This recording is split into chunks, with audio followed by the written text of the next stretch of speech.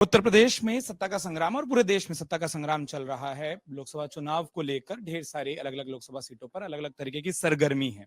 Mainpuri Lok Sabha seat की बात की जाए, मैं मौजूद हूं जयवीर सिंह जी के साथ, उत्तर प्रदेश सरकार में मंत्री हैं। उससे बड़ी बात या उससे बड़ी चर्चा या उससे बड़ी सुर्खी ये है कि मैनपुरी से भारतीय जनता पार्टी के लोकसभा प्रत्याशी है।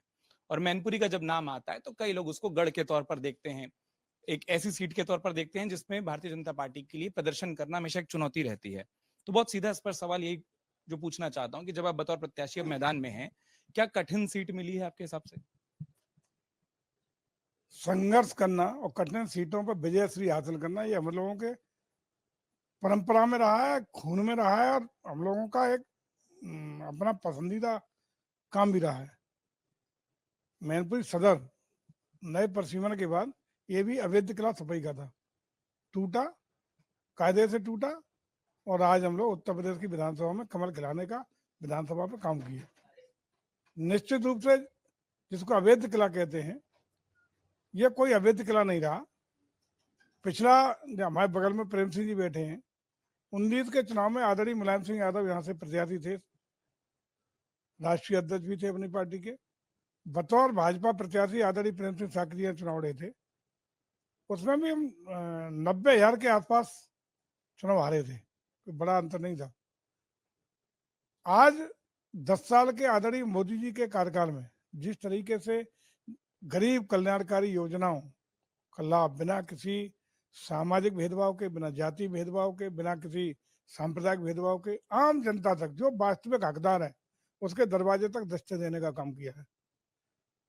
आज निश्चित रूप से हमारे उत्तर प्रदेश में जिस तरह का वातावरण बना है, आदरणीय योगी जी के नेतृत्व में पिछले 7 सालों में लॉ एंड ऑर्डर जो 12 से 17 में अखिलेश जी के कार्यकाल में ध्वस्त था, दंगों का आए दिन प्रदेश बन गया था, दंगाइयों का प्रदेश, बलात्कारियों का प्रदेश, अपराधियों का प्रदेश, भूमाफियाओं का प्रदेश, और यहाँ तक न महिलाओं की आबरू इज्जत सुरक्षित थी, न नौजवानों के हित सुरक्षित थे, न यहाँ बल्कि मैनपुरी की अगर बात करें तो यहाँ तो फिरौतियां एक उद्योग के रूप में बन गई नहीं।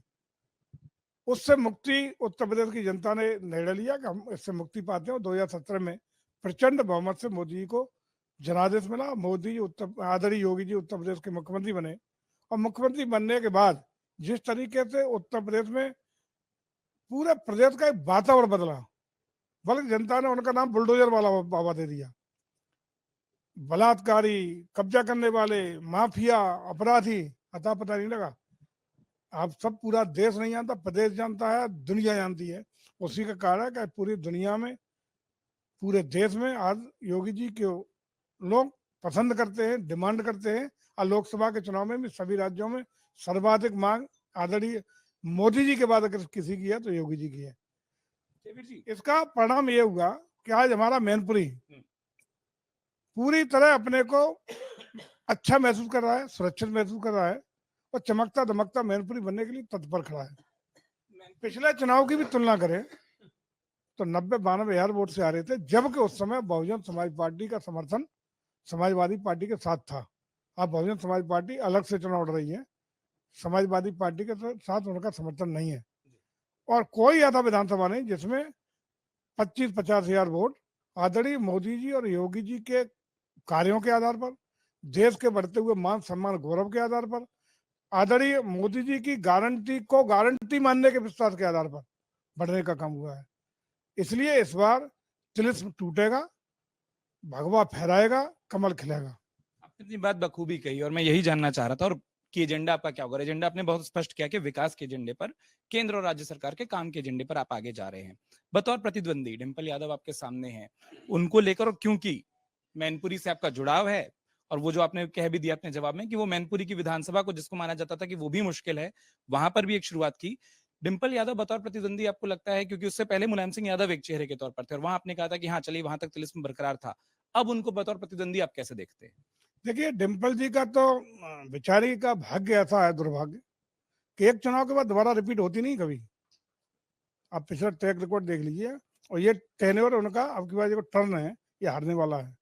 एक चुनाव जीतती हैं, फिर एक हारती हैं, फिर अगली बार जीतती हैं, यही उनका है। तो अब अच्छा है कि इस बार के टर्न मैनपुरी से और हम लोगों के हाथ से पराजित होंगी, कमल खिलेगा, भगवा लहराएगा, ऐसा में भरोसा है। विपक्षियों के साथ, और क्योंकि दिन भर हमने मैनपुरी में लोगों से बात की, तमाम जो अ, विपक्ष है वो ये कह रहा है कि आपके टिकट को लेकर पार्टी के अंदर कंफ्यूजन थी। देखिए बड़ी लेट से आई, इतनी सारी सीटें पार्टी ने एक बार में अनाउंस कर दी, मैनपुरी में आखिर में चुना गया, और उसको मतलब एक तरीके से आप ये नहीं बोल सकते कि मजबूत प्रत्याशी, वो तो आखिर में चुने हुए प्रत्याशी हैं। देखिए, मुझे लगता है कि काफी चिंतन मंथन के बाद पार्टी का जो आदेश हुआ है, उसका हम पार्टी की कृतज्ञता व्यक्त करते हैं। और निश्चित रूप से, क्योंकि डिम्पल जी को आज जो चुनाव लड़ रही हैं, अब मेरिट पे उन्हें पब्लिक वोट करेगी कि उन्होंने अपने कार्यकाल में मैनपुरी के लिए क्या किया, मैनपुरी डेवलपमेंट के लिए क्या किया, भारत सरकार की कितनी योजना आके यहाँ दी, प्रदेश सरकार के कितने योजनाओं का पैसा यहाँ दिया, इसका हिसाब मांगेगी। अब सहानुभूति का चुनाव नहीं है। पिछली बार आदरणीय नेताजी के निधन के फलस्वरूप रिक्तता के सापेक्ष चुनाव हुआ था, और उनकी अंत्येष्टि की राख ठंडी नहीं हो पाई थी, तब तक उपचुनाव हो गया था। सारे देश और दुनिया के विभिन्न दलों के लोगों ने, विपक्ष या पक्ष कोई भी हो, सभी ने श्रद्धांजलि देने का काम किया था। तो उसी में एक श्रद्धांजलि मैनपुरी के मतदाताओं ने भी डिम्पल जी को जिताने के रूप में की थी।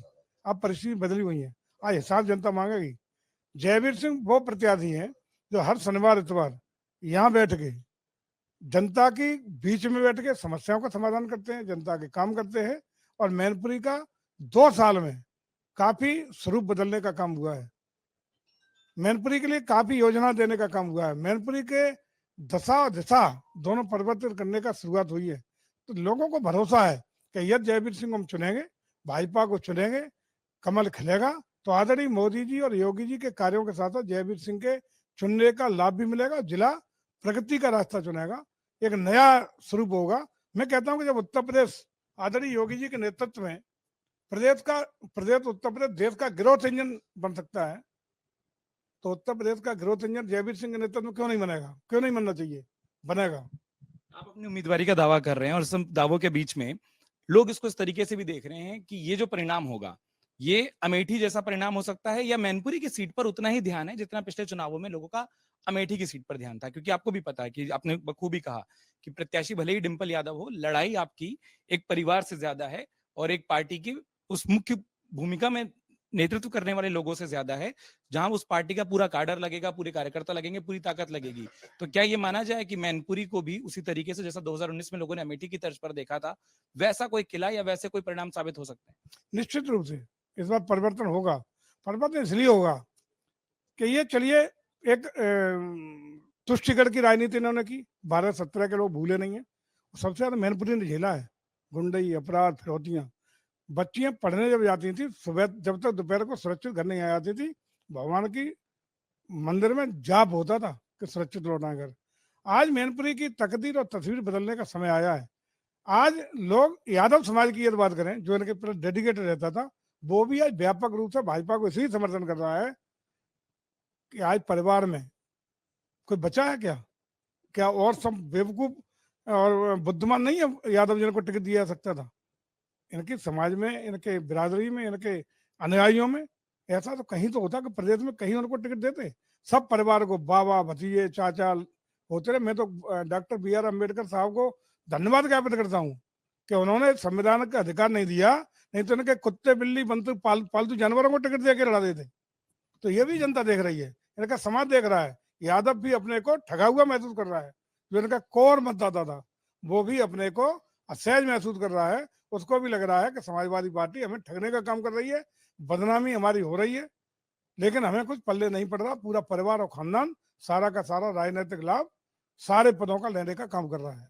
आखिरी सवाल, समाजवादी पार्टी की ओर से जिस तरीके का प्रचार हो रहा है, उसमें बात ये हो रही है कि देखिए, सैफई को देख लीजिए, मेडिकल कॉलेज को देख लीजिए, सड़कों को देख लीजिए, सब कुछ हमने दिया, लेकिन जब भारतीय जनता पार्टी की सरकार आई तो मैनपुरी के साथ लोकसभा क्षेत्र की अगर बात की जाए तो प्रतिद्वंदिता वाला एक तरीके से व्यवहार किया गया, और हमको उस ग्रोथ इंजन जो कि समाजवादी पार्टी सरकार इस इलाके को देती थी, उसकी स्पीड को बहुत कम कर दिया गया। थोड़ी बहुत चीजें मिली, लेकिन वो जो मैनपुरी चमकता था हमारे दौर में, और ये आपके विपक्षियों का दावा है, उसको भारतीय जनता पार्टी ने जानबूझकर कम किया है, विरक्त किया है।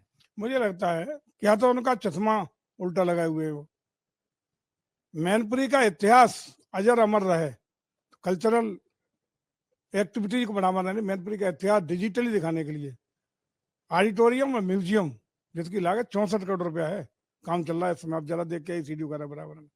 अखिलेश जी कहते हैं कि मेरे क्षेत्र को क्या दिया, मार्कंडे ऋषि, चिमन ऋषि के बड़े श्रद्धा के केंद्र आसपास नहीं, प्रदेश के श्रद्धा के केंद्र करेल विधानसभा के हैं, और 5-5, 7-7 करोड़ रुपए जयवीर सिंह के पर्यटन विभाग के द्वारा वहां का पर्यटन विकास का काम हो रहा है।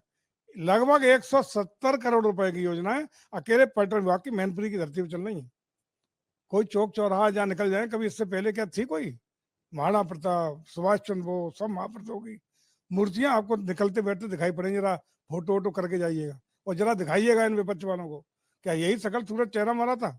हम इस पर भेदभाव नहीं किया।